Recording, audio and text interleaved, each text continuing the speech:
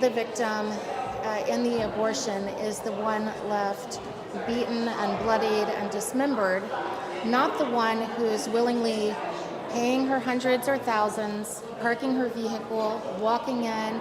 We've never seen in 14 years of this ministry any mothers being dragged in against their will. I'm here at the Abolition Now conference talking with Christine from Not a Victim and Bob from Not a Victim. We're trying to expose the people of Utah to the abolitionist movement. And tell us a bit about your ministry, what you do. Well, we are addressing what has become the roadblock to getting the abolition bills passed. And this is what state after state is telling us is the reason why their abolition bill got tossed, not by the pro-abort legislators, not by the Democrats, but by pro-life Republican legislators who believe that the mothers are the second victim of the abortion, and therefore they don't want to pass a law because to enforce a law, you have to punish those who would break the law. And they feel like you can't punish the second victims of the abortion. Right. So the idea is the mother is the victim. Right, and many pro-life ministries like Students for Life, Human Coalition, Abby Johnson, Right to Life will mention the mother even sometimes as the primary victim of the abortion. Right. In second place behind the baby, which is kind of a disturbing concept. Right.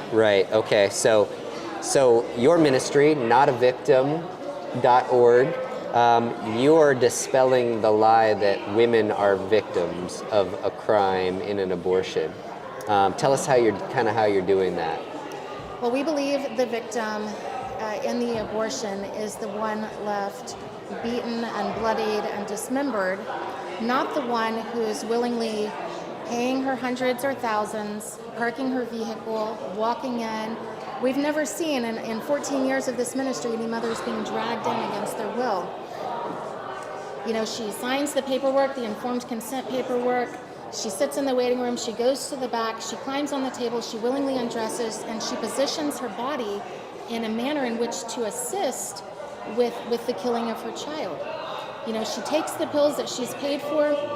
No one is generally, in the typical everyday normal abortion, forcing those pills down her throat. Right. She's asking for them and she's taking them willingly. And so therefore we would not say that the mother, and this is what we're talking about, is the mother in the typical everyday normal abortion scenario, not the 11-year-old locked in the basement. Yes. Or the girl, held hostage by traffickers. So in the normal abortion, we believe the baby and only the baby is the victim of the abortion.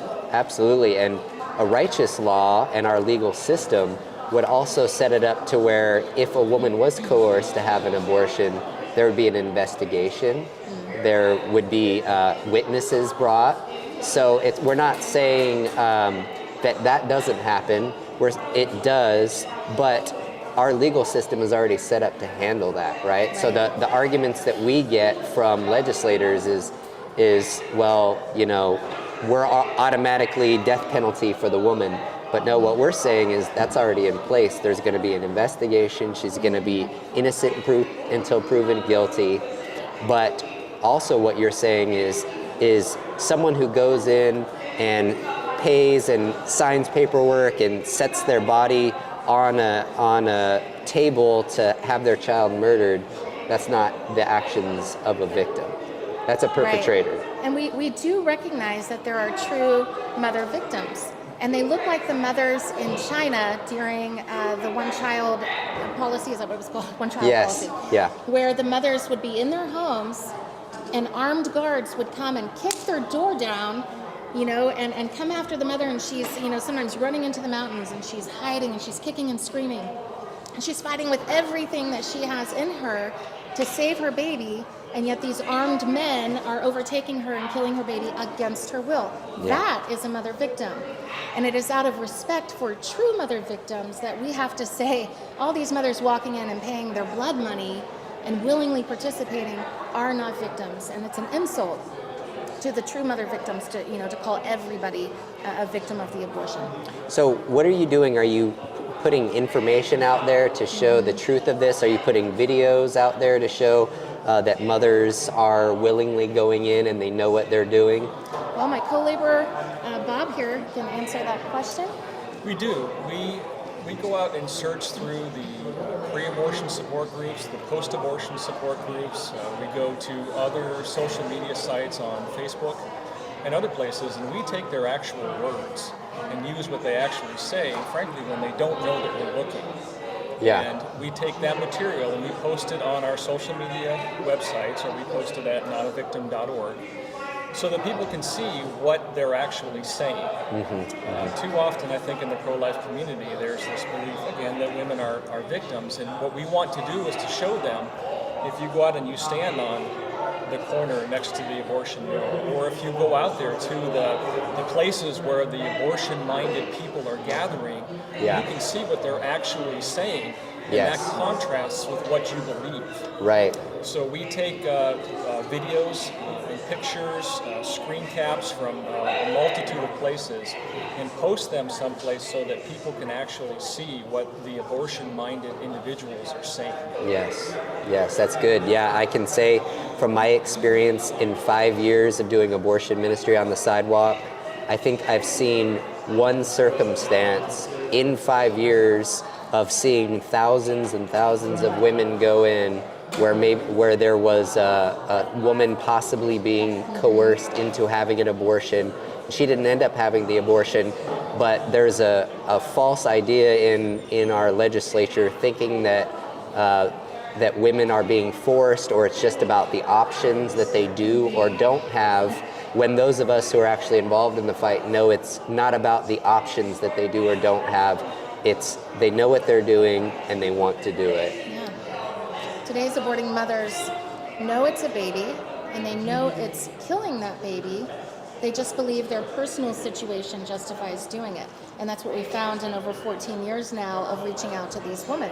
It wasn't what we thought when we first, started in this ministry, that they simply just didn't know it was a baby. Nope, aborting mothers are smart enough to know they're carrying a human being, and that's why they want to get rid of it. Yes. Another confusion, I think, in pro-life circles is that aborting women are the sweet and soft women who go to the pregnancy centers. And typically, no. Yeah. Aborting women are hard and vile, and they're kind of allergic to anything, pro-life. They just won't come to our, organizations like that. And they're committing one of the greatest sins on the planet, and they act like it. They're hard and they're vile. Yes. Very tough crowd to reach. So we're saying aborting women need godly legislation that will restrain their sin. Yeah. That's good for us as women, Yes. to have the law that will restrain our sin against our children. So where can people go to get more information about your ministry? It's notavictim.org. That's correct. We have a pretty substantial social media and internet presence. NotaVictim.org is the main hub where people can go to find out where else we have presence. We also have a very active Facebook page, and we have recently expanded out to gab.com Okay. and also to Instagram. Okay. What's And the it- other one? YouTube as well. There's a channel for Not a Victim on YouTube. So Not a Victim is the tag for the social media platforms. That's correct. All right. Well, thank you so much for what you're doing, and thank you for taking the time to sit down with us. Sure thing. Thank you. 60 million murdered in our country, that's a scary count. Wombs become a death camp, trash can a burial. American Holocaust, more than all the soldiers lost in every single war. It's an era marked in gold. The